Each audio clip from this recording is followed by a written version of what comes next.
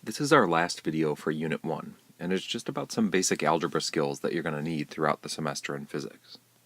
I hope this video is a refresher for you, but either way, I want you to be able to say that you can work with algebra expressions to solve for each part of an algebra expression, and also to work with algebra expressions to say how one thing would change if another was changed. Be sure to take notes on this in your packet, since you're going to be able to use your notes on the quiz, and since you're going to be able to earn points for your notes at the end of this unit on the exam. So in physics, we're going to use equations that kind of look like this. Here are two examples. A equals B plus C, and A equals B divided by C. Now anything with an equal sign in the middle is called an equality. And one good thing about equalities is that if you do something to one side, it's okay as long as you do the same thing to the other side so that they stay equal. So for example, if in this top equation, if you wanted to solve for B, you need to subtract C away from B. And you can do that as long as you do it on the other side too. And then what you'd have is A minus C equals B, since these cancel each other out. Similarly, on the bottom equation, if you wanted to solve for B, you'd have to cancel out this C by multiplying this side by C, and you could do that as long as you multiply the other side by C. And then what you have is A times C equals B. So we're going to be doing things like that all semester in physics. The way I'm going to approach this video is by doing some examples with you of the type of things that you're likely to see all semester. Let's start with this problem, using the equation A equals BC. So it says if B equals 2 and C equals 3, then what is A?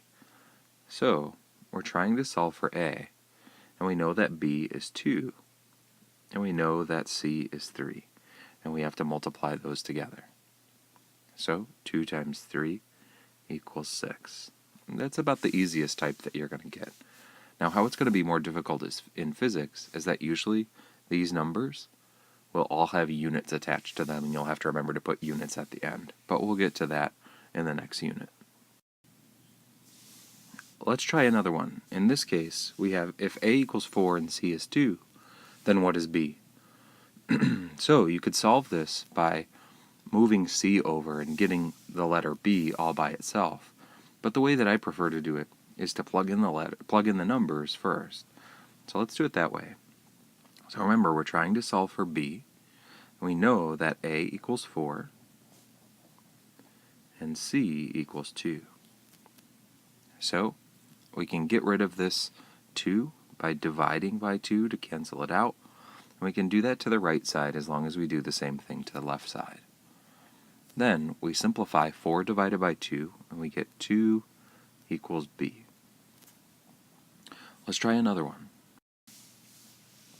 Now we've got a different equation. R equals S divided by T. Let's try solving for R first, because that's probably the easiest. So it says if S equals 6 and T equals 3, then what is R? So we're trying to solve for R. We plug in those numbers, and then we simplify and find that R equals 2. So we didn't have to do anything to both sides in this example. Let's do a more complicated example. Okay, same equation, and now we're trying to solve for S. So if R equals 6 and T equals 3, then what is S? In this case, to get S by itself, we need to get that 3 off of the right side. To do that, we multiply both sides by 3. That cancels out this 3, and now we have S equals 3 times 6, or S equals 18. One more problem. We're going to use the same equation, and now we're trying to solve for T. Let's read it. If S equals 6 and R is 3, then what is T? Now this is the one where I see young physicists make the most common mistake. And what they want to do is just divide both sides by 6. But what we have to do is to get t by itself. And this is going to be a two-step process. So first, let's get t off of the right side. And that might seem a little bit counterintuitive, or like it doesn't seem to make sense, but trust me, and let's go through this process. So I want to multiply both sides by t, and that way we can get this t out of the bottom and onto the top. And what we end up here with is 3t equals 6. And now, to get t by itself, we have to divide both sides by 3 to cancel the 3 off of the left side. And then we have t is equal to 6 over 3, or t equals 2. So you're going to have to manipulate a lot of equations like that and solve for every single part. So just because the letter's isolated by itself like r doesn't mean that we're going to be solving for r all the time. Sometimes we might solve for a variable on the other side and have to kind of dig it out and isolate it. Let's try the other skill that we're going to have to learn. One thing that we'll do a lot in physics is we want to see the relationships between things. So when one thing changes, how does that affect another thing? And when we do that, we're not going to be using numbers all the time, but instead, a problem like this. If we have a relationship between A, B, and C, where A equals B times C, we might want to know what happens to A if B changes, or what happens to A if C changes. Just like this. If B doubles, what will happen to A?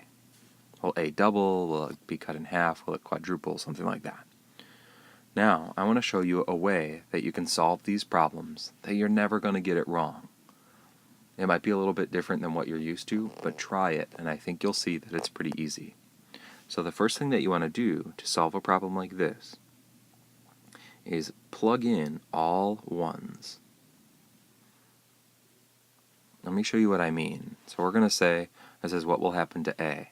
Well, normally, if we just put in ones for B and C, what we get is A equals 1.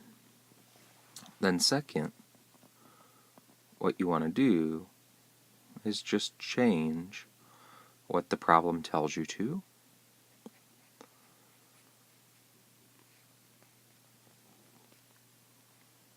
And what I mean by that is it says that B doubles. So if B started at 1 and it's doubling, it's going to 2. So let's plug that in. So now instead of A being 1 times 1, A is going to equal 2 times 1. And that's going to be 2. And then third, what you need to do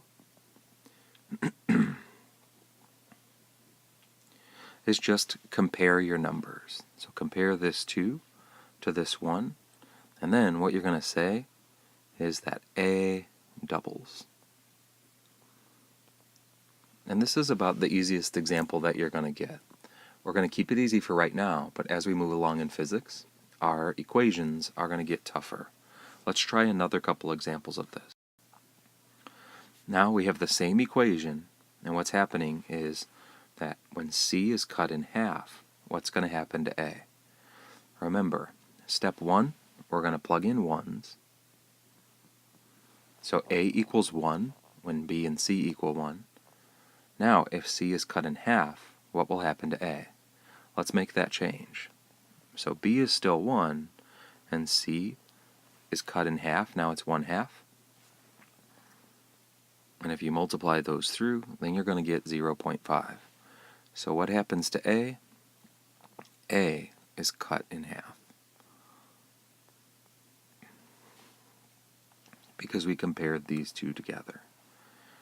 Let's do some more quick examples. Same example, same equation here. If B is cut in half and C quadruples, that means it's going to turn into a 4, and B is going to turn into a half.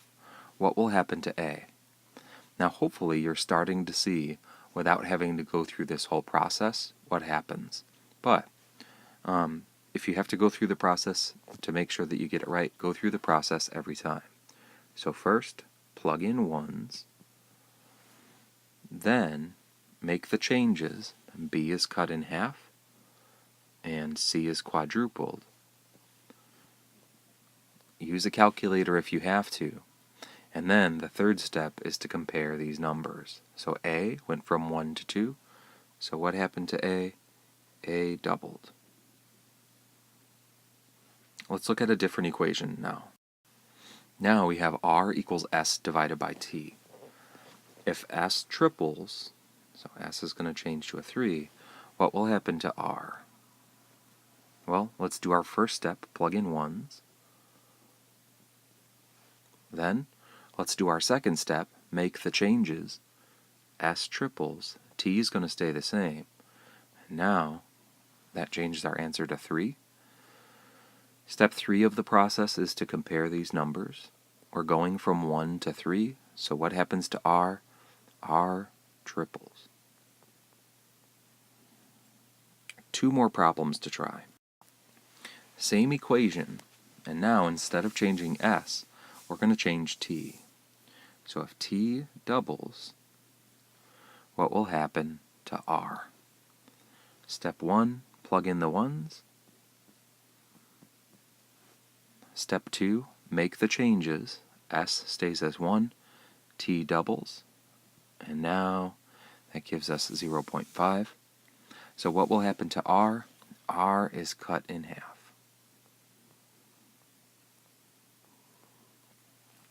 One more problem.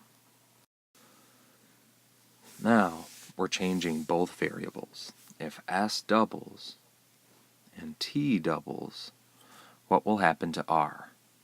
Step 1, plug in the 1s. Step 2, make your changes. S doubles and t doubles. Step 3, make your comparison.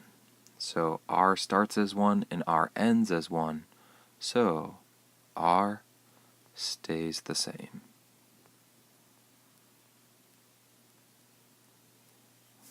This process, if you get this down right now, it's really going to help you for the whole semester. So I recommend asking questions if you're stuck, and go ahead and get started on the problem set, and it's going to give you lots of practice so that you can master this in time to use it for some more complex physics equations.